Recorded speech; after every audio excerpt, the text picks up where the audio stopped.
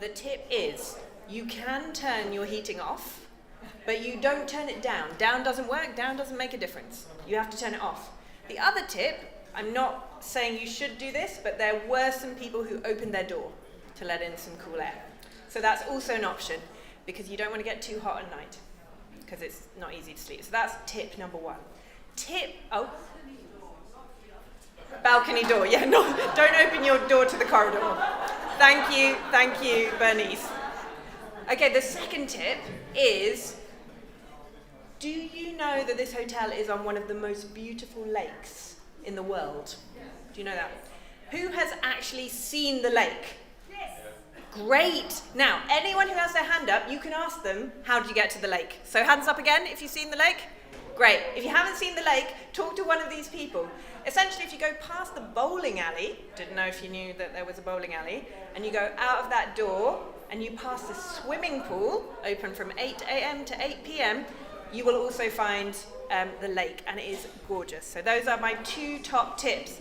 Be here tomorrow again at 9:15 if you want some more top tips. Okay, now that people have begun to enter, can I just get people to their seats? We have a real treat today. I'm sure that most of you will have seen that we have been joined by Philip Yancey, and that he is going to be speaking to us this morning. So I have a little bit of a blurb here.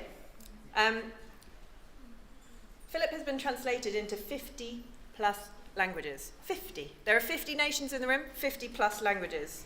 He sold more than 17 million copies. He explains that writing is a way to explore faith. At times we ask questions like, where is God when it hurts? Or does prayer make any difference?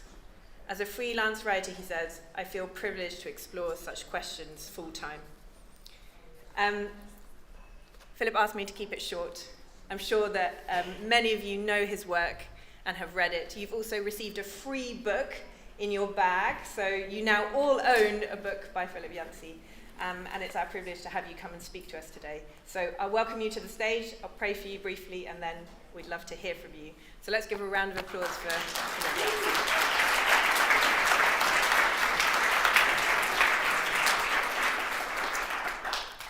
Lord Jesus, speak to us today as Philip shares with us. Bless him in all of his words and give us open ears to hear you. In your powerful name, amen. Good morning. You look very alert today compared to last night. And I found it very moving to hear all the countries that were represented here. We've been to many of those countries. In fact, Jen and I were counting it up. We've been to 85 different countries. And we're going to Slovenia from here, and that'll make 86, a new one. That's right, yes. I've spoken in many of these countries, and when I go to different places, I find cultures really are different. You go to South Korea and Japan, and people will sit there straight for an hour and a half and listen to you. They never cross and uncross their legs, they never move their arms, they just sit there very politely for an hour and a half. I don't know what's going on inside them, but on the outside, you can't tell. You go to a place like Brazil, and you know what's going on inside them. They laugh, they cry, they come up afterwards and hug you. You go to a place like Scandinavia or parts of Europe, and again, you have no idea what's going on inside. They don't smile, they just sit there the whole time. And then they come up afterwards and says, that was the most moving sermon I have ever heard in my life. I didn't even know you were alive because you just sat there. But here we're all together, so you can do anything you want. If you're from Scandinavia, you can actually hug someone. It's okay. It's okay. And if you're from South Korea or Japan, you can cross and uncross your legs or move your arms. That's okay. It's okay. We're here. We're together. So enjoy yourselves. Publishing hope in crisis times. I once saw a movie called Black Robe about the indigenous people in the United States, Indians, American Indians we call them. And there was a chief. These two Jesuit priests were trying to talk the chief into letting them teach his warriors to read. And he couldn't understand, why would you spend time doing that? We could teach them to hunt. We could teach them to shoot arrows. We could do other things. Why would you teach them to read? And so he showed him a book, and he said, in this book there is much knowledge, but it didn't look very impressive. It looked like pepper sprinkled on a page. And the chief looks at this, don't waste my time. And the Jesuit priest was trying to figure out, how can I convince him of the value of reading? So he said, I got an idea. He said, tell me something that I could not possibly know. And the chief thought for a moment, and he said, my wife's mother died in the winter. Oh, I'm so sorry, said the priest. And then he wrote down, the chief's wife's mother died last winter. And he gave it to a friend, and he said, take that over to my colleague, the other priest. And so he ran over to the colleague, and immediately the colleague had a shocked look on his face and came running over to the chief and said, oh, I'm so sorry to hear about your mother-in-law. And the chief shrank back in alarm. How did you know this? Well, because I read it. Because he passed a message. And that gets across what reading does. It's a way to transfer from one person to another person across time and space, to join them together in an intimate way. In some ways, reading may be the weakest medium.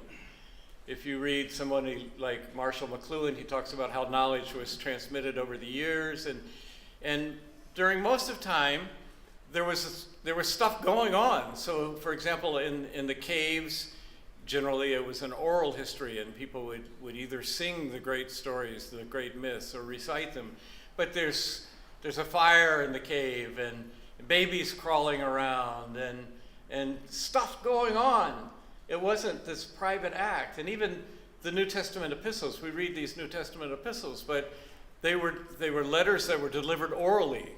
So people didn't sit there studying like we study the book of Romans. They were read to.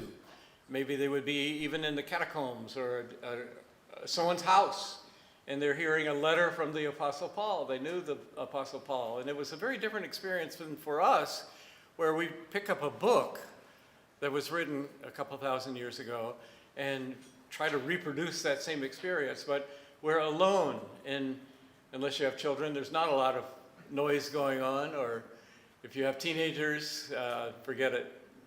You'll never have privacy, you'll never have quiet.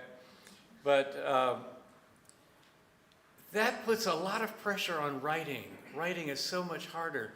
To reproduce what is normally transmitted in a sensory way in a private transaction, that's very hard. I likened it one time, it's like you've got a tree, and the tree includes all these different branches and leaves and all this. And then as a writer, somehow I have to take this tree and compress it down into a nut, which is where trees come from, and then give you a nut, you're my reader, and let that tree kind of grow inside you, which reproduces the experience I had in writing it. But I don't see you, I don't know you, and all we have is these little pepper marks on page. So in some ways they're so weak compared to, say, you go to a Hollywood movie, and the filmmakers have plotted out when the movie music should be dramatic and tense, and when it should be calm and soothing with the violins, and when it should go up again, and the colors of the movie change to bright red because it's anxious and there's a climax coming on. And they've got all sorts of things going. They've got a dark room, they control you. And I find that's true in speaking too. There are certain things that I can do if I find I'm losing my argument, my audience. I try to come up with something funny so all of you except the Scandinavians can laugh. And or I can talk louder, or I can shut the door and say, look up here, or I can embarrass you, you're falling asleep. I've got various, not very healthy, but I've got various ways to get your attention, to force you to listen to me. But when I'm writing, I don't have any control at all. You control whether you turn this page or not. So in some ways, it's a very weak medium. And you've got to, how many of you are writers, actually? Okay. Look around you, those of you who are publishers and editors, and be merciful. It is a very hard thing.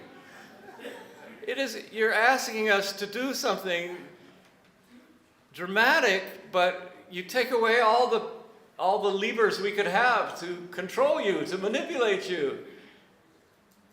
Writing is the weakest medium, and yet in some ways it's one of the strongest media, because it's that private thing. When I'm sitting in a movie, when I'm sitting here, my mind can go all sorts of directions. I think I can control you, but I can't. I don't really know what's going on inside you. But when I write, and you pick up a book that I wrote, you control the gate. Hollywood doesn't control the gate. I don't control the gate as a speaker. You control the gate. And what happens is it creates a kind of intimacy and a safe place where I can talk about things in a very intimate and personal way that I couldn't get away with in a group like this. I was a magazine editor for teenagers, and we had a column called Love, Sex, and the Whole Person. And we would do these surveys about the readership, and the readership of certain things were 50%, 60%. The readership of that column was 99%. We had hormones going in their favor. And teenagers feel sexual urges, but they don't really feel comfortable talking about it. And if you're parents and you've tried to have those conversations with your teenagers, you know what I'm talking about. Oh, Mom, oh, Dad. Nobody wants to talk about that. That's embarrassing. I already know all that. But actually, they have great curiosity and they have a lot of questions. And we could reach them in that kind of private transaction in a way that no sex education class in their school would ever do, or even a conversation with their parents. They could trust us because it was up to them, and they could make their own decision about, does this sound true or does it not sound true? And that's the kind of private transaction that writing allows. I've had a good description of writing from an American author named Philip Roth. He says this, because the experience of writing does strip away all sensory experiences, and yet we're somehow reproducing them in you. This is what Philip Roth how he describes his day. I turn sentences around. That's my life. I write a sentence and I turn it around. Then I look at it and I turn it around again. Then I have lunch. Then I come back in and write another sentence. Then I have tea and turn the new sentence around. Then I read the two sentences over and turn them both around. Then I lie down on my sofa and think. Then I get up and throw them out and start from the beginning. He's just described my day. Remember those writers you adopted a few minutes ago? Be nice to these guys. This is what we do all day long. My wife was a social worker when we lived in Chicago, and she would come home with these amazing stories of running into homeless people who had been living in a car for a month, you know, that kind of story. And she'd tell one story after another, and then she would say, well, what about your day? I said, I know, at noon, the mailman came. And, oh yes, at 2:30 this afternoon, I found just the right adverb. I found a very good adverb. And that was it. That was the highlight of my day. I turn sentences around, and then I scratch them out and start new sentences. So in a way, it's a great challenge to be a writer. We have this weak medium that we're trying to transfer something across time and space to you, and yet it does have its own peculiar strength.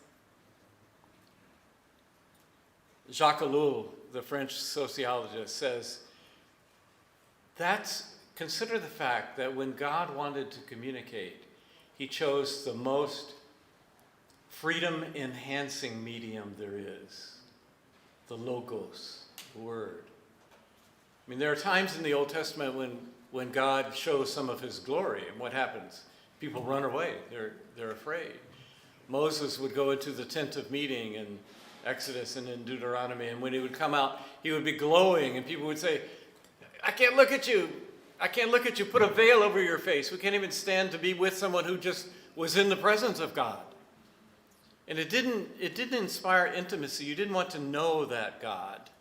You shrank back in fear from that God. And God found a way to communicate God's own self through the Logos, through the Word. The most freedom-enhancing style of communication. God respected words. He didn't rely on Hollywood soundtracks. He didn't rely on blazes of glory. The word all the way through. And you can see that he's gradually moving away from those dramatic displays that you see in Exodus and in Deuteronomy and even in Joshua, but gradually God turns it over to the prophets. And except for the first couple of prophets, Elijah and Elisha, then the miracles stop and God relies on the Word. It's as if he was waiting for that maturity so that the Israelites could hear the words directly and not need all this razzmatazz over here. And then when God became one of us, in the beginning was the Word. And the Word was with God, and the Word was God. That's very intentional. That God chose the easiest way to reject God. The most freedom-enhancing way. When I sometimes speak at Christian or secular universities, I'll say, I know some of you here are wondering why you're listening to a Christian speaker, and you wish you weren't here, and I understand that. And yet I challenge you, especially you philosophy majors, especially you agnostics who are so proud of your atheism, I challenge you to find a single argument against God that is in the old atheists, people like Voltaire, David Hume, Bertrand Russell, or the new atheists like Richard Dawkins, Christopher Hitchens, Sam Harris. I dare you to find a single argument against God in those guys that is not already included in the Bible. Job, Ecclesiastes, Lamentations, Jeremiah, Psalms again and again. And I don't know about you, but I have respect for a God who not only gives us the freedom to reject God, to turn against him, but actually gives us the words that we can use in the sacred scriptures. God is a freedom-respecting God, and he chooses the most freedom-enhancing medium of communication. Reading requires a lot of the reader. You have to decode things. When I look at this, from a distance, it does look like pepper on a page, but actually, every time I read, I do this assembling process, almost like a computer reading code, where I take these little shapes and assemble them into, oh, that's a word, and it fits next to this word, and there's a very strong word, and oh, it's a sentence, and then here's a paragraph. Now, those of you from Asian languages that use pictographs and symbols, you have a leg up on the rest of us, because the symbol itself conveys something of the meaning. We don't have that. Those who use an alphabet language, they're just kind of arbitrary shapes, and we have to put them together. But that's an active exercise of the reader, putting together these symbols, and then it engages the mind. It requires a focus. It requires kind of a meditation, which again is something that enhances that deep form of communication. It's not just seeing a picture and hearing something, and so many movies. Janet and I will start watching a movie and we'll turn to each other, didn't we already see this? Yeah, and I'll look up a computer file. Sure enough, 5 years ago we sat there and watched this very same movie. That doesn't happen to me when I read a whole book. I at least remember reading that book. I usually have notes in the front of it. But it's because you're passive. You're watching a movie. They're doing it to you. When you're reading, you're doing it to them. you're doing it to the words.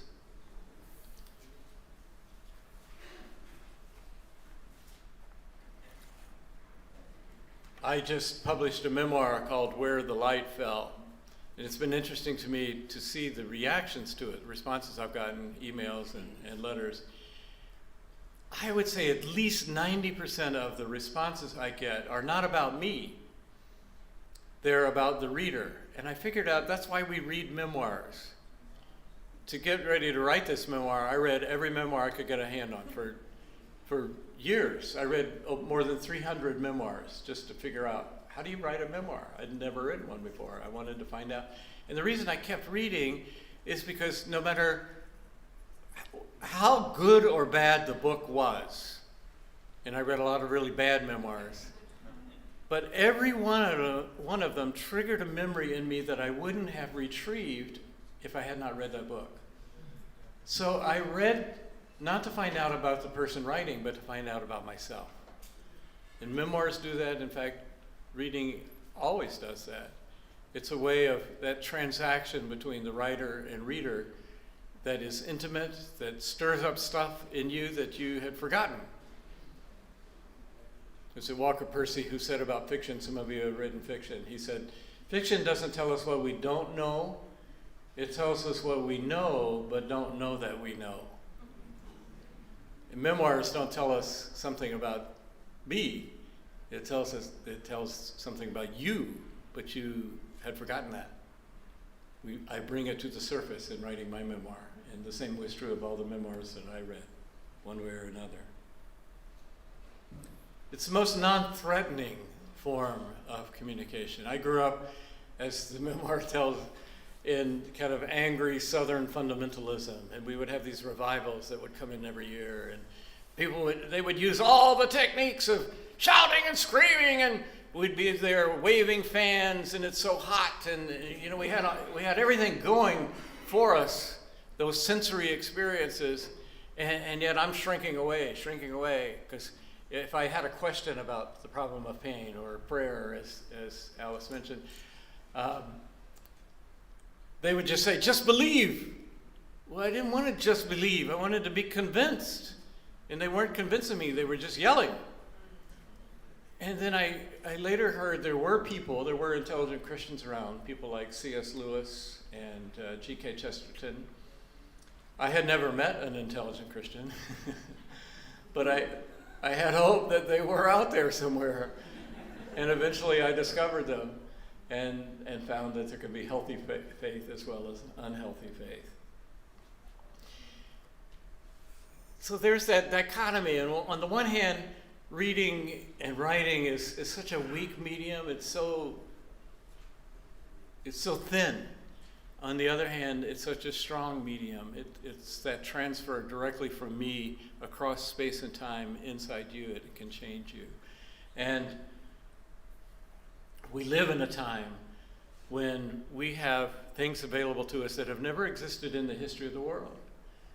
So anyone in this room can tonight sit down in your room and write a blog or a posting on Facebook that could be read in 50 countries. In fact, I wrote a blog shortly before coming over here and mentioned some things going on in Ukraine right now. And the very next morning, I got an answer from a woman in Ukraine. And she said to me, I've read 8 of your books in Russian, because of course they are taught Russian in schools. And Anna is here. Thank you, Anna, for getting these books out all over. And she said, I read 8 of your books over the years, but now I am living your books. And she went through and mentioned things. And she wrote it in Ukrainian. I had to hit the Google Translate button just to see what she was saying. But there's that magical transfer where I was just sitting there and referred to Ukraine, and boom, within 12 hours, suddenly I get a response from someone who received on the other end and is explaining, we actually have had a virtual relationship for many years, but I never knew that before. And that's a magic that's available to everybody in this room. And some of you are finding ways to capitalize on that. It's an incredible medium that we have. The other thing about writing is that it forces us to stop. Jesus wrote, did you know that? What did he write? Anybody know?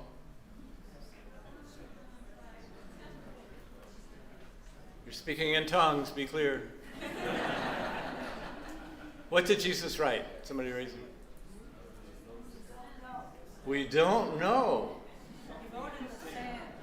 He wrote in the sand, right. Jesus understood about writing and publishing in crisis times. Because there was a crisis going on. This woman was caught in the very act of adultery, which in those days was a capital crime. It was punishable by death. Moses was clear. God was clear in Leviticus. Somebody gets caught in the act of adultery, they should be stoned. So the temple guards and the priest brought this woman. I mean, imagine the scene. She's about to be stoned. She's probably stripped down to her waist at least. She's ashamed. She's terrified. And she's trembling. And it's clear that the issue going on is not, does this woman deserve the crime? The issue is, how can we trap Jesus? John explains that in John 8. They're trying to trap Jesus because the law of Moses is clear, but Jews weren't allowed under Roman law to have capital punishment. And so they thought, we can trap Jesus. Well, anytime you can think you're trapping Jesus, forget it. He springs the trap right back. And that was the one occasion we wouldn't even know that Jesus knew how to write apart from that occasion. And so while everybody else wants an answer right away, what's he going to say? What's he going to say? We'll get him either way. Jesus won't go there. He stops. He pauses. He forces attention. It's a meditative moment. He forces the excitement to kind of cool down a little bit. And almost like poetry, Seamus Heaney, who won the Nobel Prize in Literature from Ireland, says that scene is a lot like poetry. It forces our attention for a second. When we don't know what's going to happen, it forces us to stop. Well, Jesus must not have had writers on a pedestal because that's the only time he wrote, and the only time he wrote it in sand so that the next windstorm, the next rainstorm washes it away. And imagine all these museums that have Jesus' thorn and Jesus' right toenail and things like that. What it would be great to have Jesus' one word that he wrote. But we don't even know what that word is. John didn't seem to care. That wasn't the point. But the point was what it did. It diffused that crisis.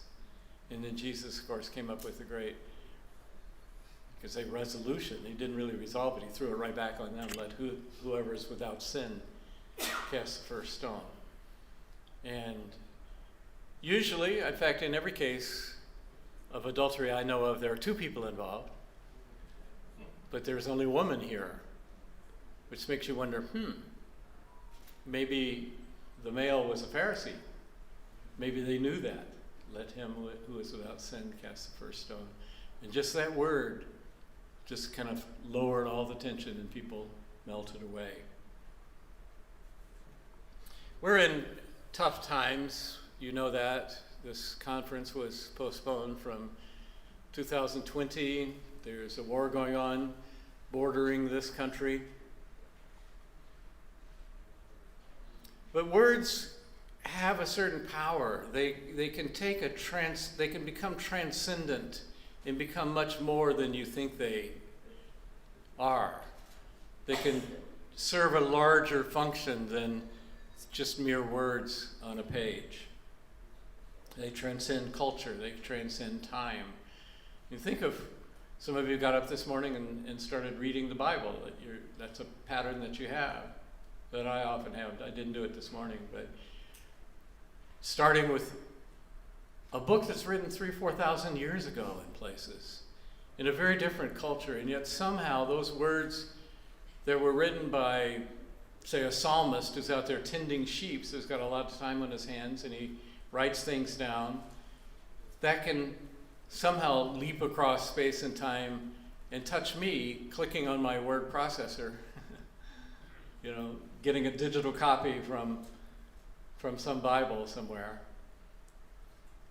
What an amazing transcendence that those words can take on a life of their own that lives on and conveys something of God, something of truth across time, across space.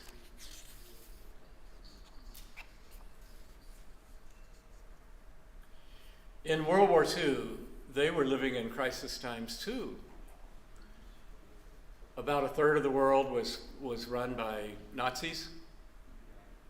About a third of the world was run by either Stalinist or Maoist communism. So if you look at a map, there were very few truly free people, truly democratic places left in the world. And Christians were very concerned. A group of Christians, very elite, smart Christians in the UK, were very concerned. They included people like T.S. Eliot and W.H. Auden and Dorothy Sayers. They were all Christians. And they said, we can't write, Dorothy Sayers was writing murder mysteries. I can't write murder mysteries when the whole world looks like it's going up in flames.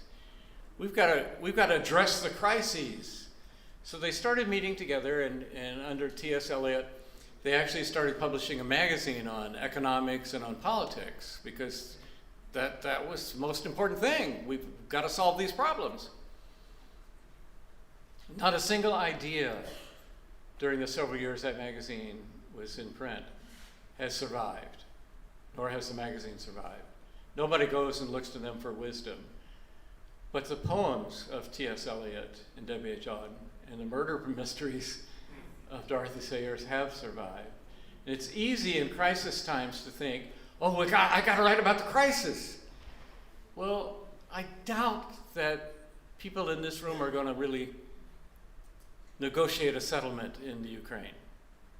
That's not what we're very good at. I wish somebody did, but I doubt it's going to come out of this room. We're not diplomats. We don't understand that.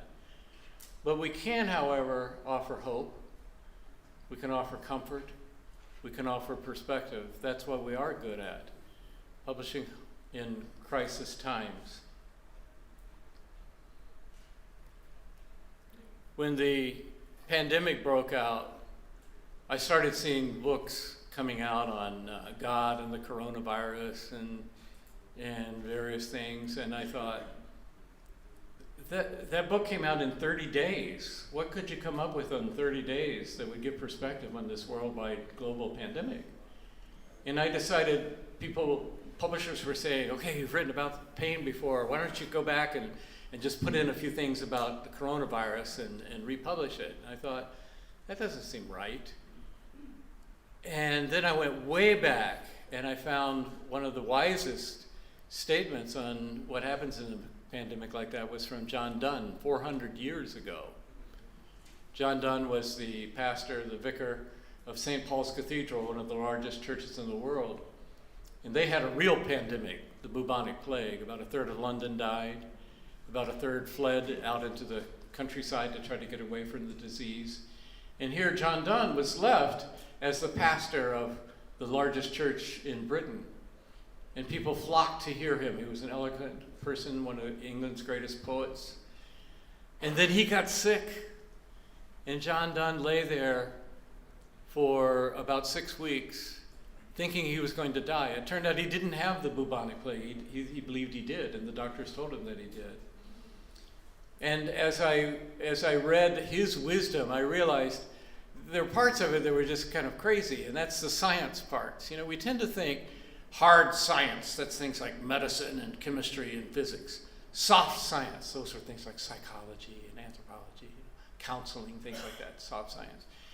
But here was John Donne writing 400 years ago, and the, quote, hard science stuff is ridiculous now, because state-of-the-art medicine was bleeding people, the opposite of what you want, and applying pigeons to your nose and to your feet to draw away bad humorous vapors.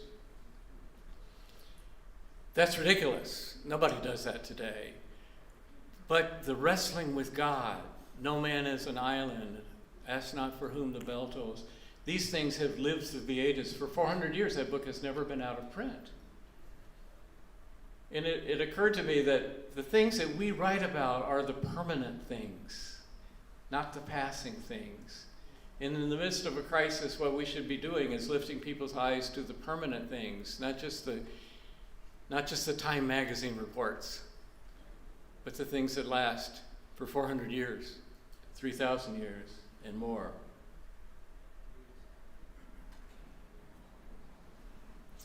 I got a letter once from a woman who was writing about my book, Disappointment with God.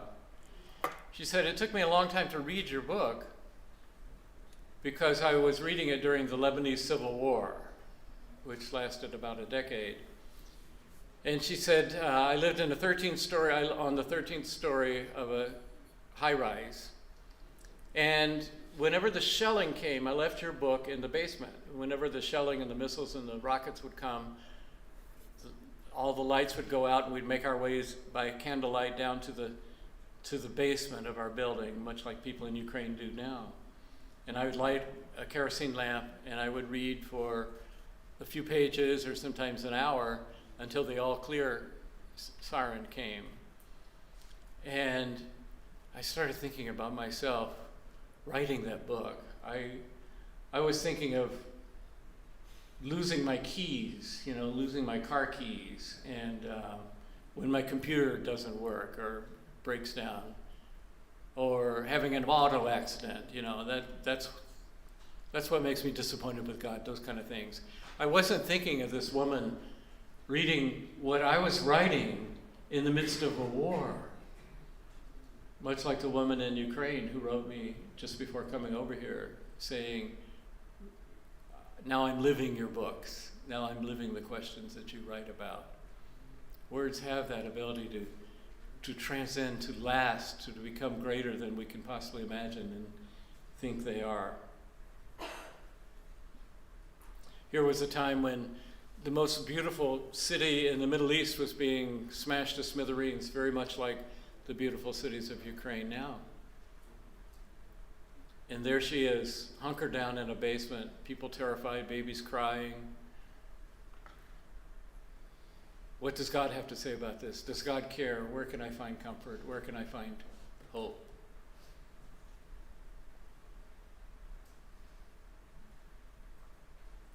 I got another letter about the same time from somebody else in Lebanon. And at one point in the various wars in Lebanon, the PLO, the Palestine Liberation Organization, moved in and took over large swaths of Beirut, particularly. And our friends had an apartment high up on a hill. So first, the PLO came in, they had machine guns, and they said, "We want your apartment." And of course, there's only one answer: "Okay, here are the keys." And then they installed a missile battery in the backyard. And of course, they knew that when missiles go out, usually missiles come back in. They thought, we'll never see this apartment again. And she said, "I was reading your book, What's So Amazing About Grace, about the same time, and I was trying to show grace to these people, and I was doing a pretty good job. And then they said that I had to pay the utilities.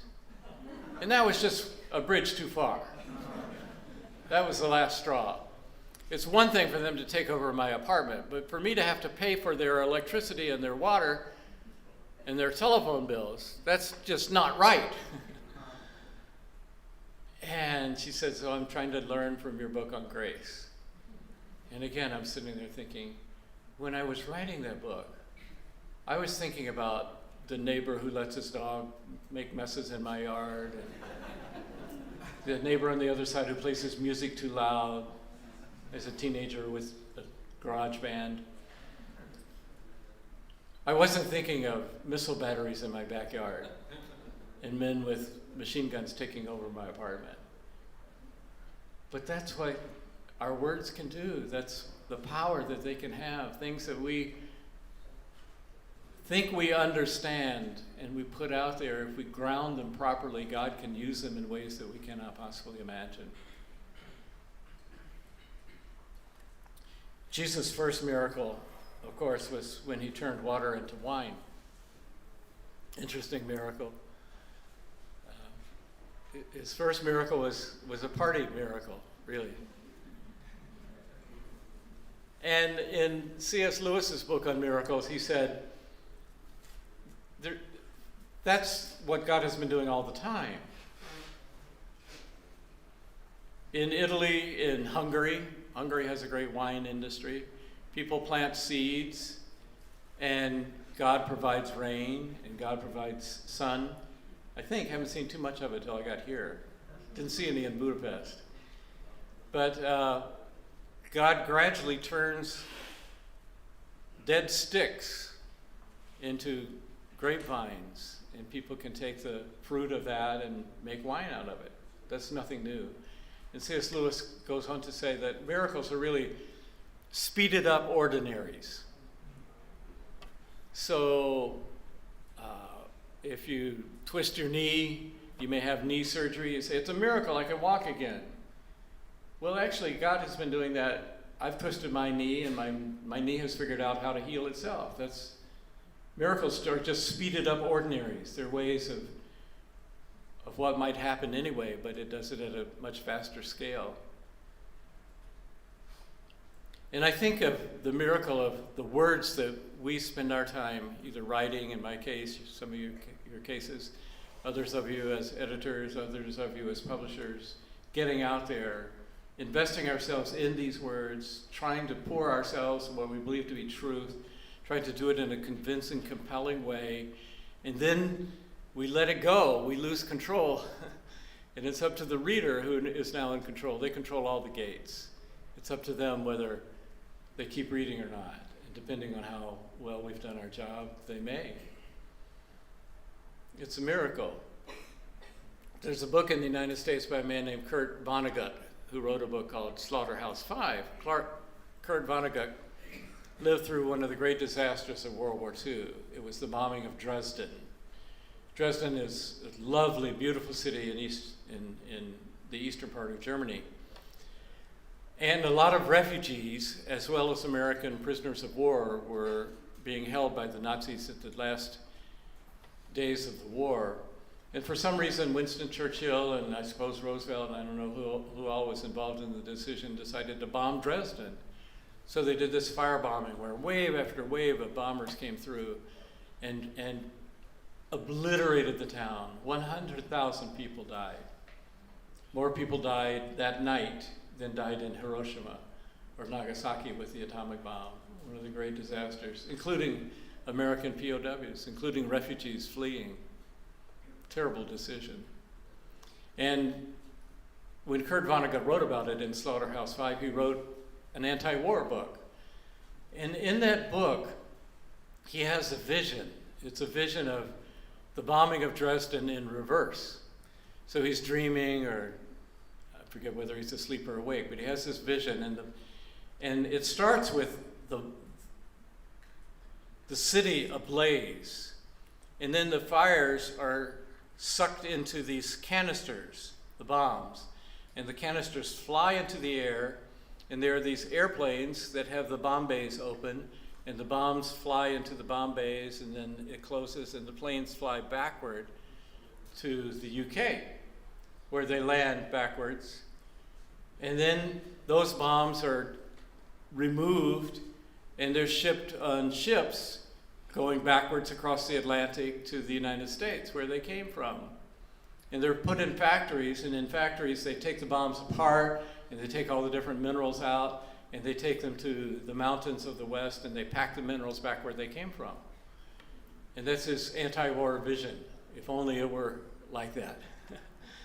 And sometimes I think about that in terms of publishing. I think of the woman in Ukraine. I think of the woman in Lebanon, Beirut, Lebanon. And I think, well, let's start with the woman in Lebanon. I think of her in her basement reading my book and then going backwards up the stairs and putting it back on the shelf.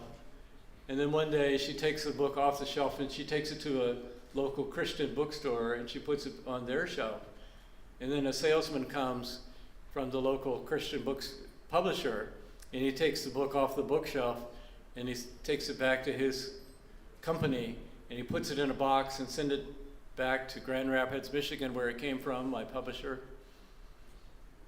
And they take this book and run it through a printing press, backwards, of course. At first they run the cover through and they take the 4 colors off, the primary colors, one by one, and suddenly they're white now.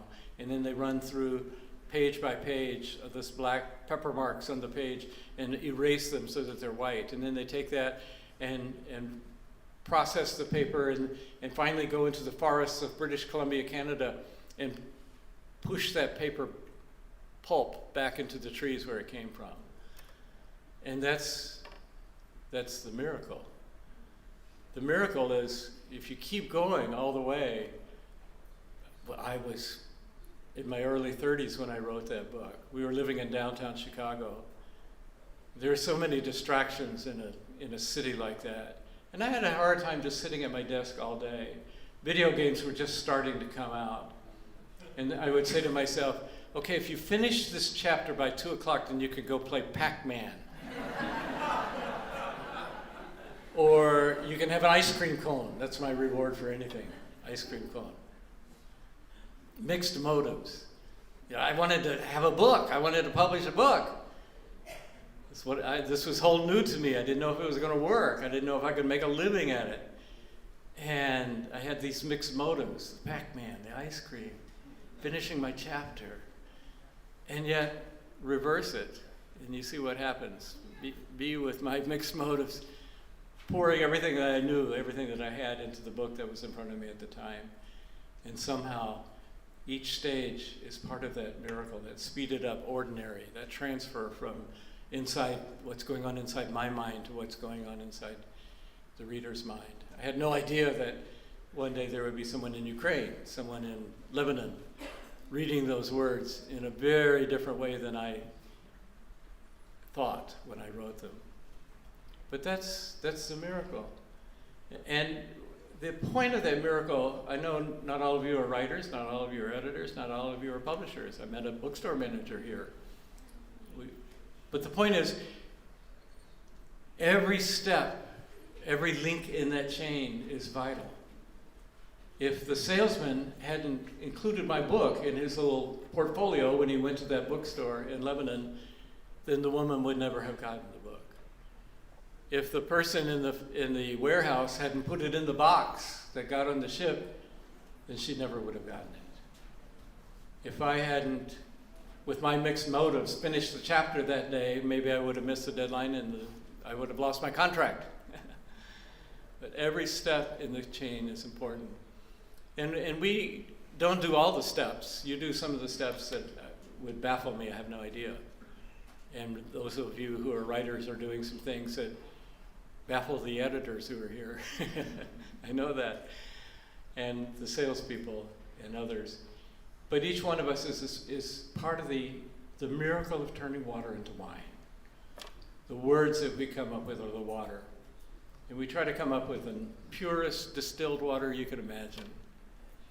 But we don't do the miracle. That's not our job.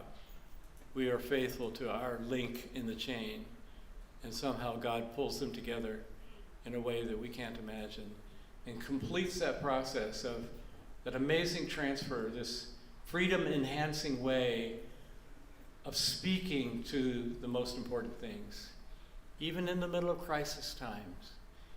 We think what can we do? What can we contribute? The world is a crazy place. We haven't had nuclear weapons yet, but my goodness, Iran is pretty close. North Korea has nuclear weapons. Who knows what the future will hold? Climate change, it's a scary world out there. And we may think sometimes, what do? We just put marks of pepper on a page. Well, that's true. That's what we do. But God can turn marks of pepper into paprika. God can turn water into wine. And that's our job. And as I have seen over and over, God can use words that I can't imagine where they came from, and I can't imagine how they would be used. My job is to try to be faithful come up with the very best words that I can. And if we do that, then we put out there the potential of the miracle of turning water into wine. Thank you.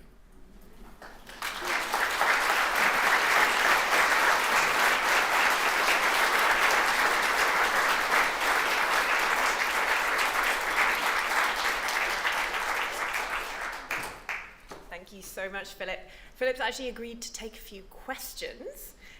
So I will give you 30 seconds to think of any questions you have, and then I think I have someone that will move around with the mic, or do I? No, I'm the mic.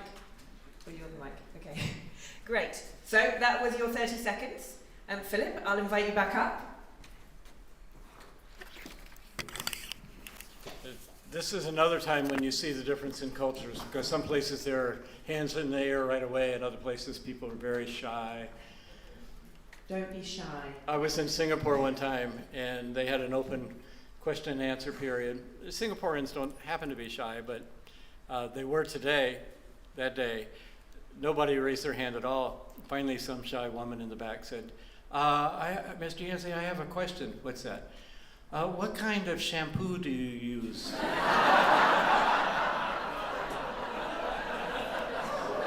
And the answer? Whatever was in the hotel last night. Brilliant. So now that we know what shampoo Philip uses, let's have some other questions. Hands in the air. Oh, good. Thank you. Brave lady here. And do try to keep your questions short. Thank you for a brilliant exposition. My question is, I see that you do a lot of reading. So for a writer, reading others' books is an integral part of being a good writer? Your books are very good. Yes, and that's one of my main concerns right now. Reading is changing deeply. I was raised under the kind of deep reading, so I would immerse myself. If I'm writing a book about Jesus, I would spend months. I think I spent 6 months in libraries before I wrote one word. And libraries, we'll have to explain to some of you what libraries are, you know. They're like Google before Google, but hard copies. And now, reading is always, it's shorter, it's jerkier, it's interrupted constantly. So you see people on their phones all day long. I'm on my email all the time. And to spend 4 hours in an evening reading one of the great Russians, I can't do it anymore. I mean, if I did that, my email, I get a couple hundred a day. I would never catch up. And I think it's going to show in the quality of our writing. I don't know how you get the next generation, the current generation, to resist those forces, but it's a fire off an immediate response without giving much thought. That's what's wrong with social media. It's impulsive, it's immediate, it's not thought through, it's just a poor form of communication. And so, yeah, I think it's really important, and I also think it's in danger. It's an endangered species. And that's one of the things we can all do. Is there's a great book about how reading has changed called The Shallows by Nicholas Carr, C-A-R-R. It's a wonderful book about how it changes the way we think. Western civilization and so much of what we depend on in science and medicine and these different areas like that have been built on that kind of deep reading, deep thought. And there's less and less of it going on. You go to medical school now, and it's not very conceptual. It's all about memorizing, learning the names of different drugs and medicines, you know, and it's not a very well integrated. And that's just one field. There are a lot of other fields like that too. It's not really your question, but it's my soapbox. My name is Isaac Newton. I'm from Colorado. And that's really your name? Yes. Great. I've always wondered about gravity. If you Oh, yes. 500 years old, I'm pretty good for that. I can prove this. The theory of gravity. Take people up to the 4th floor and tell them, if you don't believe it. My question is, in talking about the relevance of the times we're going through and the eternal truths that we write from the scriptures. And I'm a mechanical engineer by profession, but love the scriptures. So I wrote a book called Fear Not, all the scriptures from the Bible, from Genesis to Revelation. And when the Lord gave me the vision, He said, write this book, for time is coming when men's hearts are going to fail for fear for the things that are going to come upon this earth. That was back in 2010. Now, after this last 2 years of pandemic, I'm planning to relaunch that book titled as Fearless. But I'm puzzled when you said that you just keep it to the eternal, but don't. Should we also incorporate the effects of this pandemic that's happened, that's thrown people off? How do we give hope without addressing what's practically going on in the world today? Well, yes, I must have miscommunicated. I actually wrote a paraphrase of John Donne that I published called A Companion in Crisis. So I took the parts of his that were timeless, and those were what I called the soft parts, the wrestling with God, and did an extensive introduction starting with the pandemic that we are going through. One of the things that I learned in doing that is to get the proper perspective on it. So, for example, of all the viruses in the world, and there are hundreds and thousands of viruses, what percentage of them do you think are harmful? What would you guess? Think of all the diseases caused by viruses. 1%, only 1% are harmful. The rest are very beneficial. They control bacteria. We would have a hard time living without them. And I think it's important when the whole world is terrified of this coronavirus, aptly so. Many people have died. Many people have gotten sick. But I go back to C.S. Lewis's old phrase that we live on a good world that's been spoiled, a good world spoiled. And it's easy in the middle of crisis times to forget we live in a good world. And one of the things that we can do as Christians is bring perspective. It is a beautiful world. Our bodies are fearfully and wonderfully made, amazingly designed. And I tried to do that in the book I did, redoing John Donne, trying to keep his classics, but bringing in the hook of what was going on around us. Especially, we live in a global society now that he didn't know then. He only was aware of what was going on in London, whereas now I can find out what's going on in Myanmar right away, how many people are in the hospital just by doing a few clicks on my computer. So it is a different world, and we should use that contemporary hook for sure.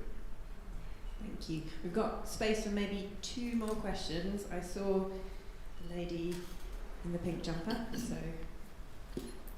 First of all, here's your apple.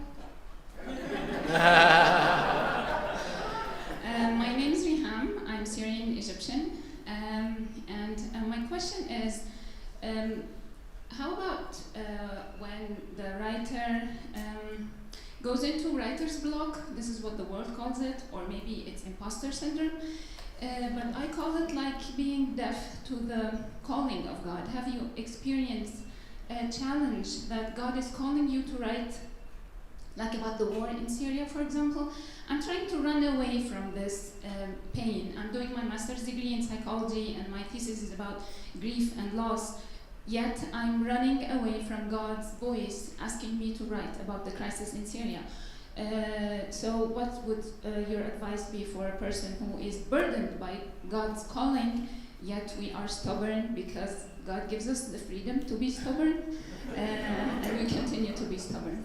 So what would you advise us? And have you experienced the writer's block or the imposter syndrome? I have not in that way. The things I start to write about are things that I want to write about. So I usually start with something I don't know. those of you who are writers understand this, but when I tell people, when I don't know something, I write a book about it. Because it's my way of working it through and finding out some answers for myself.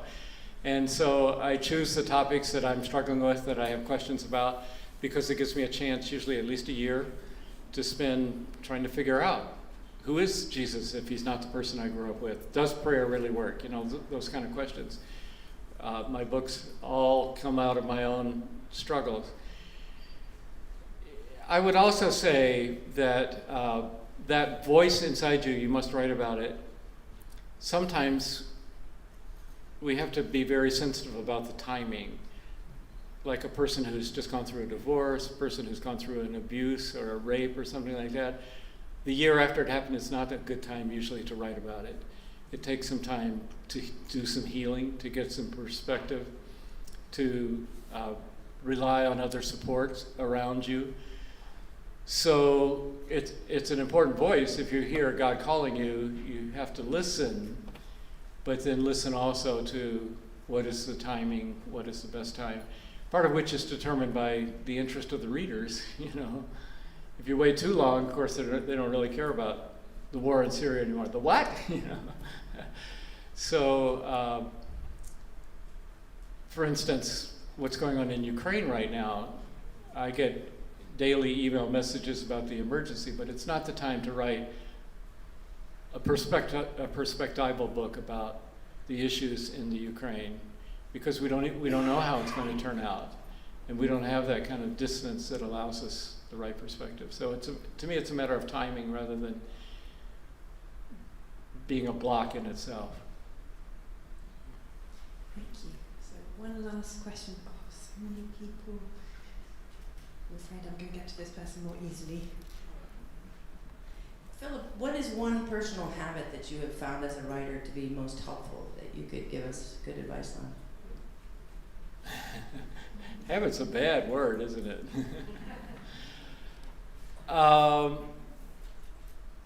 It relates a little bit to that phrase, writer's block. And when I started out, I thought the longer I wrote, you know, the older I got, it would become easier and easier, because by then I'd figure out what works and what doesn't work. The reverse is true. The older I get, the harder it is to write, because I know what I'm doing wrong as I do it. So I've got all these voices going off in my head. You've already said this before, this is so boring, it's a cliche, nobody cares about this, and they're just going off constantly. And if you listen to those voices, you never write another word. And so when I hear those voices, I do what is called a guilt-free draft. And I just force myself to keep going, gritting my teeth the whole time. And ice cream, video games, whatever it takes to get me through that part, you know. I never got past Pac-Man, actually, so video games aren't an option. But just to block out all of those voices. And it never looks as bad the next morning as it feels when I'm doing it. That's something I had to learn painfully. One time I did a book where every other chapter I decided to slow down and try to make every sentence perfect. And just work on every possible sentence. And it was such a painful process. I mean, at the end of it, I would read every other chapter, and they would be roughly the same. This one had 14 drafts, and this one had 1 draft. But they took about the same amount of time. But this one was so much more painful and slow, and I never felt productive. So I went back to the get it out there, and then clean it up tomorrow style. Sure.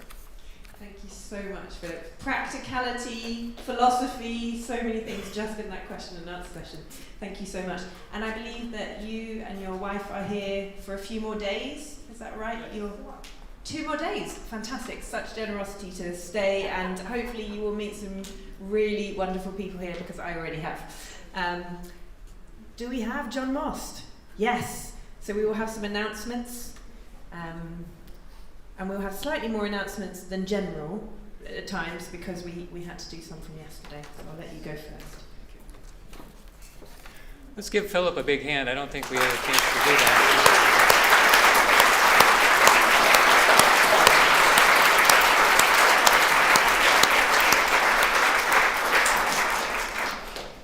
Philip is proof of how words cross cultures. Wherever I go in my travels for MA, I inevitably run into somebody who says, "Wow, Philip Yancey's book really helped me." So it's amazing, especially today when we have the opportunity to share our words more widely. It's an exciting time to be a Christian communicator. Okay, announcements aren't quite as exciting, but I'll try to make them as exciting as I can. First of all, some of you have been asking about the workshop rooms. Maybe you haven't had a chance to explore around the facility yet. But one really nice feature is that, except for one room, all the workshop rooms are all kind of in the same general vicinity. They're really close together. So I'm just going to read off very quickly the workshops that we have coming up at 11:15.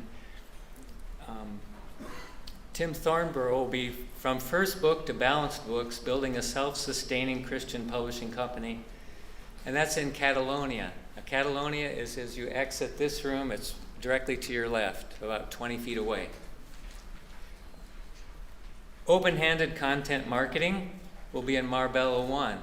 Now, if you've been down by the bowling alley, and I recommend it, get a little bowling in maybe at some point. On your way, you'll see 4 workshop rooms on your left, and they're all side by side. Marbella 1, Marbella 2, Ibiza 1, and Ibiza 2. So they're very close. And content marketing will be in Marbella 1. We have Beyond Print and Paper in Marbella 2. This workshop wins the award for most creative title. Owen, thank you. Maypoles, Stepping Stones, and Platypuses. Skills to excel in developmental editing. So that's going to be in Ibiza 1. A Story to Tell, Writing the True Life Experience title in Ibiza 2.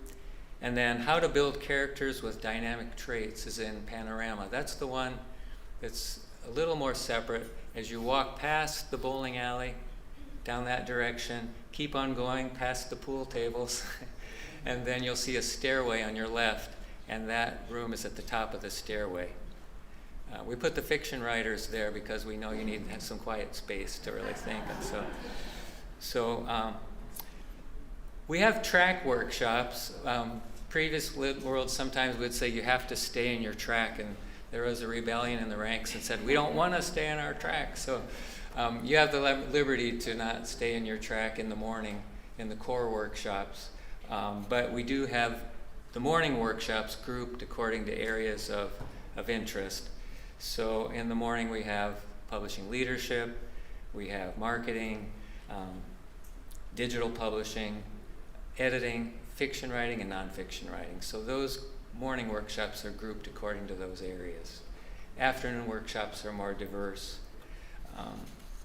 So those will be coming up at 11:15, but fortunately before we go there we have a coffee break. That'll be starting at 10:30 in just a couple of minutes.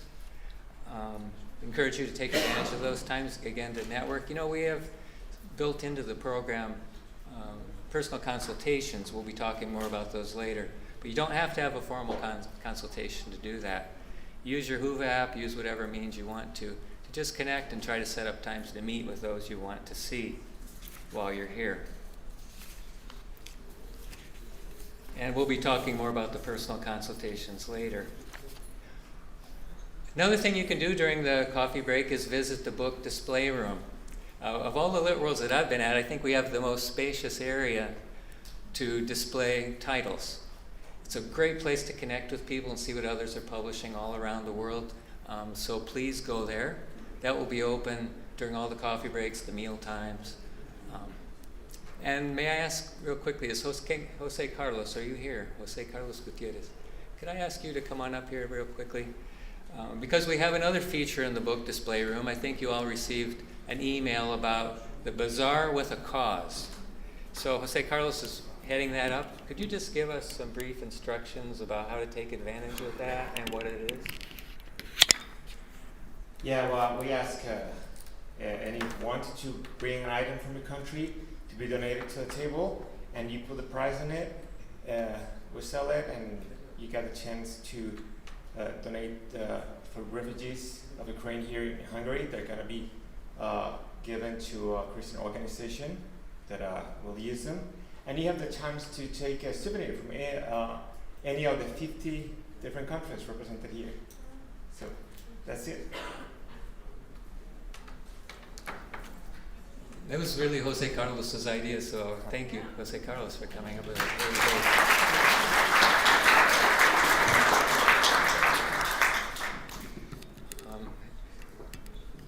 We'll be hearing a bit more about Ukraine this afternoon from one of our Ukrainian participants, and I believe he'll be putting some things out at that table, some photos and some other things related to the situation in Ukraine.